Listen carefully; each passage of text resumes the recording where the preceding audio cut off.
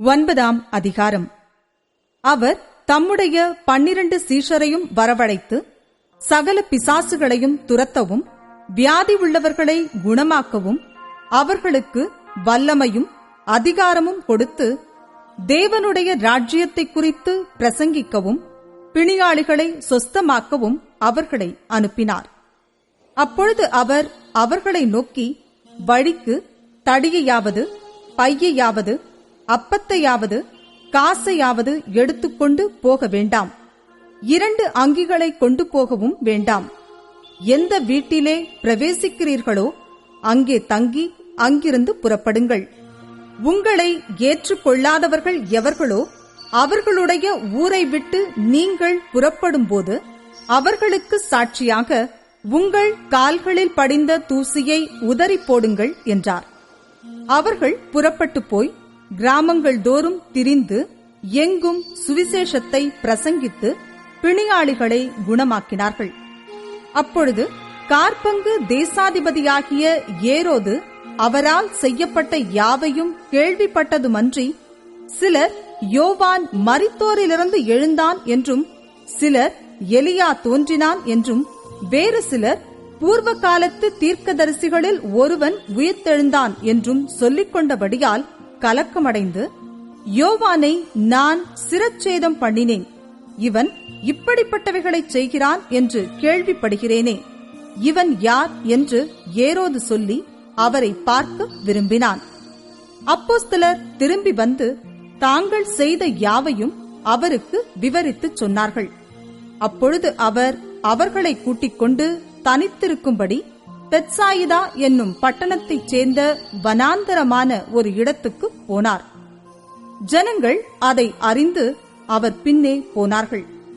அவர்களை அவர் ஏற்றுக்கொண்டு தேவனுடைய ராஜ்யத்தை குறித்து அவர்களுடனே பேசி சொஸ்தமடைய வேண்டுமென்றிருந்தவர்களை சொஸ்தப்படுத்தினார். சாயங்காலமாகிறபோது 12 சேர்ந்து வந்து அவரை நோக்கி, நாம் இருக்கிற இடம் வனாந்திரமாயிருக்கிறது. சுற்றியிருக்கிற ஊர்களிலும் கிராமங்களிலும் ஜனங்கள் போய் தங்கி போஜன பதார்த்தங்களை சம்பாதித்துக் கொள்ளும்படி அவர்களை அனுப்பிவிட வேண்டும் என்றார்கள். அவர் அவர்களை நோக்கி, நீங்களே அவர்களுக்கு போஜனம் கொடுங்கள் என்றார். அதற்கு அவர்கள், எங்களிடத்தில் 5 அப்பங்களும் 2 மீன்களும் மாத்திரம் உண்டு. இந்த ஜனங்கள் எல்லாருக்கும் போஜனம் கொடுக்க வேண்டியதானால் நாங்கள் போய் வாங்கிக் கொண்டு வர வேண்டுமே என்றார்கள். ஏறக்குறைய 5000 புருஷர் இருந்தார்கள். அவர்களை பந்திக்கு 50 பேராக உட்காரும்படி சொல்லுங்கள் என்று தம்முடைய சீஷர்களுக்கு சொன்னார். அவர்கள் அந்தபடியே எல்லாரையும் உட்காரும்படி செய்தார்கள். அப்பொழுது அவர் அந்த 5 அப்பங்களையும் அந்த 2 மீன்களையும் எடுத்து வானத்தை அண்ணாந்து பார்த்து அவைகளை ஆசீர்வதித்து பிட்டு ஜனங்கள் முன் வைக்கும்படி சீஷர்களிடத்தில் கொடுத்தார். எல்லாரும் சாப்பிட்டு திருப்தியடைந்தார்கள். மீதியான துணிக்கைகள் 12 கூடை நிறைய எடுக்கப்பட்டது. பின்பு அவர் தமது சீஷரோடே கூட தனித்து ஜெபம் பண்ணிக் கொண்டிருக்கையில் அவர்களை நோக்கி, ஜனங்கள் என்னை யார் என்று சொல்லுகிறார்கள் என்று கேட்டார். அதற்கு அவர்கள், சிலர் உம்மை யோவான் ஸ்நானன் என்றும், சிலர் எலியா என்றும், வேறு சிலர் பூர்வ காலத்து தீர்க்கதரிசிகளில் ஒருவர் உயிர்த்தெழுந்தார் என்றும் சொல்லுகிறார்கள் என்றார்கள். அப்பொழுது அவர், நீங்கள் என்னை யார் என்று சொல்லுகிறீர்கள் என்று கேட்டார். பேதுரு பிரதியுத்தரமாக, நீர் தேவனுடைய கிறிஸ்து என்றான்.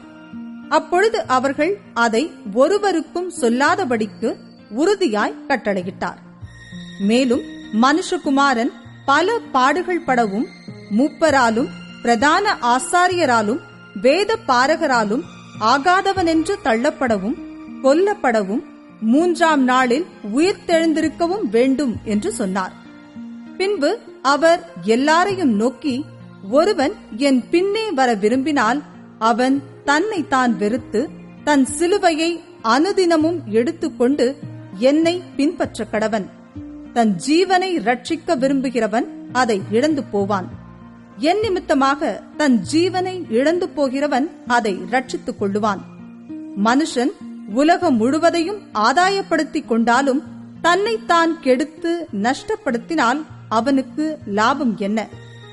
என்னை குறித்தும் என் வார்த்தைகளை குறித்தும் எவன் வெட்கப்படுகிறானோ அவனை குறித்து மனுஷகுமாரனும் தம்முடைய மகிமையோடும் பிதாவின் மகிமையோடும் பரிசுத்த தூதர்களின் மகிமையோடும் வரும்போது வெட்கப்படுவார்.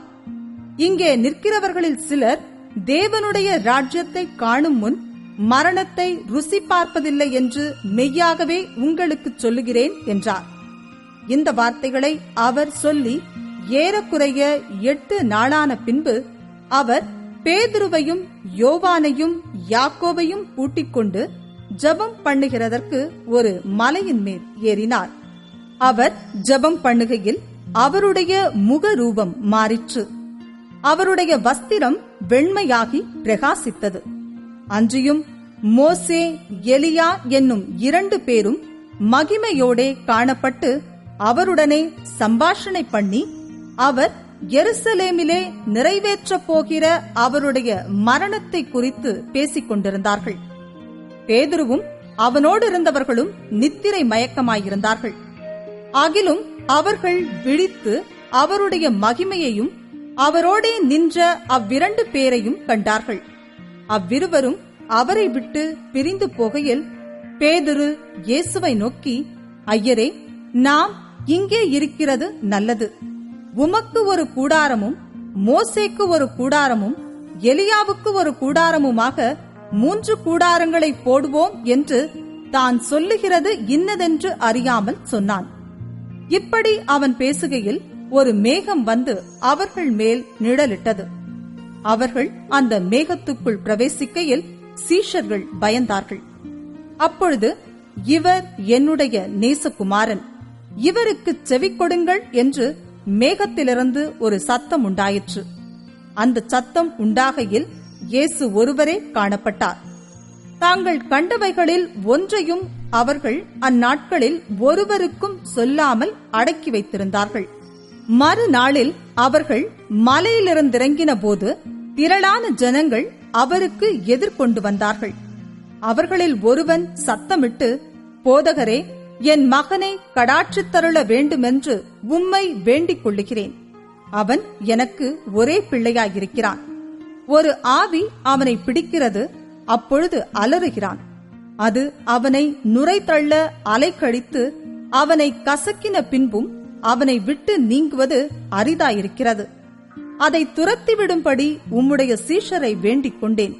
அவர்களால் கூடாமற் போயிற்று என்றான்.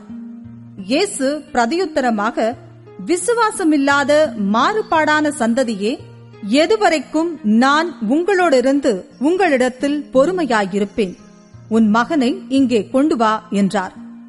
அவன் சமீபித்து வருகையில் பிசாசு அவனை கீழே தள்ளி அலைக்கழித்தது. இயேசு அந்த அசுத்த ஆவியை அதட்டி இளைஞனை குணமாக்கி அவன் தகப்பனிடத்தில் அவனை ஒப்புக் கொடுத்தார். அப்பொழுது எல்லாரும் தேவனுடைய மகத்துவத்தை குறித்து பிரமித்தார்கள். இயேசு செய்த யாவையும் குறித்து அனைவரும் ஆச்சரியப்படுகையில் அவர் தம்முடைய சீஷர்களை நோக்கி, நீங்கள் இந்த வார்த்தைகளை கவனமாய் கேளுங்கள். மனுஷகுமாரன் மனுஷர் கைகளில் ஒப்புக் கொடுக்கப்பட போகிறார் என்றார். அவர்கள் அந்த வார்த்தையின் கருத்தை அறிந்து கொள்ளவில்லை. அது அவர்களுக்கு தோன்றாமல் மறைப்பொருளாயிருந்தது. அந்த வார்த்தையை குறித்து அவரிடத்தில் விசாரிக்கவும் பயந்தார்கள். பின்பு தங்களில் எவன் பெரியவனாயிருப்பான் என்கிற வாக்குவாதம் அவர்களுக்குள் உண்டாயிற்று. இயேசு அவர்கள் இருதயத்தின் யோசனையை அறிந்து ஒரு சிறு பிள்ளையை எடுத்து அதை தமதருகே நிறுத்தி அவர்களை நோக்கி, இந்த சிறு பிள்ளையை என் நாமத்தின் நிமித்தம் ஏற்றுக்கொள்ளுகிறவன் என்னை ஏற்றுக்கொள்ளுகிறான். என்னை ஏற்றுக்கொள்ளுகிறவன் என்னை அனுப்பினவரை ஏற்றுக்கொள்ளுகிறான். உங்கள் எல்லாருக்குள்ளும் எவன் சிறியவனாயிருக்கிறானோ அவனே பெரியவனாயிருப்பான் என்றார். அப்பொழுது யோவான் அவரை நோக்கி, ஐயரே, ஒருவன் உம்முடைய நாமத்தினாலே பிசாசுகளை துரத்துகிறதை நாங்கள் கண்டு அவன் எங்களுடனே கூட உம்மை பின்பற்றாதவனானபடியால் அவனை தடுத்தோம் என்றான். அதற்கு இயேசு, தடுக்க வேண்டாம், நமக்கு விரோதியாயிராதவன் நமது பட்சத்தில் இருக்கிறான் என்றார். பின்பு அவர் எடுத்துக் கொள்ளப்படும் நாட்கள் சமீபித்த போது அவர் எருசலேமுக்கு போக தமது முகத்தை திருப்பி தமக்கு முன்னாக தூதர்களை அனுப்பினார். அவர்கள் போய் அவருக்கு இடத்தை ஆயத்தம் பண்ணும்படி சமாரியருடைய ஒரு கிராமத்திலே பிரவேசித்தார்கள். அவர் எருசலேமுக்கு போக நோக்கமாயிருந்தபடியினால் அவ்வூரார் அவரை ஏற்றுக்கொள்ளவில்லை. அவருடைய சீஷராகிய யாக்கோபும் யோவானும் அதை கண்டபோது, ஆண்டவரே, எலியா செய்தது போல வானத்திலிருந்து அக்கினி இறங்கி இவர்களை அழிக்கும்படி நாங்கள் கட்டளையிட உமக்கு சித்தமா என்று கேட்டார்கள். அவர் திரும்பி பார்த்து, நீங்கள் இன்ன ஆவியுள்ளவர்கள் என்பதை அறியீர்கள் என்று அதட்டி, மனுஷகுமாரன் மனுஷருடைய ஜீவனை அழிக்கிறதற்கு அல்ல, ரட்சிக்கிறதற்கே வந்தார் என்றார். அதன் பின்பு அவர்கள் வேறொரு கிராமத்துக்கு போனார்கள். அவர்கள் வழியிலே போகையில் ஒருவன் அவரை நோக்கி, ஆண்டவரே, நீர் எங்கே போனாலும் உம்மை பின்பற்றி வருவேன் என்றான். அதற்கு இயேசு, நரிகளுக்கு குழிகளும் ஆகாயத்து பறவைகளுக்கு கூடுகளும் உண்டு, மனுஷகுமாரனுக்கோ தலை சாய்க்க இடமில்லை என்றார். வேறொருவனை அவர் நோக்கி, என்னை பின்பற்றி வா என்றார். அதற்கு அவன், ஆண்டவரே, முன்பு நான் போய் என் தகப்பனை அடக்கம் பண்ண எனக்கு உத்தரவு கொடுக்க வேண்டும் என்றான். அதற்கு இயேசு, மரித்தோர் தங்கள் மரித்தோரை அடக்கம் பண்ணட்டும், நீ போய் தேவனுடைய ராஜ்யத்தை குறித்து பிரசங்கி என்றார். பின்பு வேறொருவன் அவரை நோக்கி, ஆண்டவரே, உம்மை பின்பற்றுவேன், ஆனாலும் முன்பு நான் போய் வீட்டில் இருக்கிறவர்களிடத்தில் அனுப்புவித்து கொண்டு வரும்படி எனக்கு உத்தரவு கொடுக்க வேண்டும் என்றான். அதற்கு இயேசு, கலப்பையின் மேல் தன் கையை வைத்து பின்னிட்டு பார்க்கிற எவனும் தேவனுடைய ராஜ்யத்துக்கு தகுதியுள்ளவன் அல்ல என்றார்.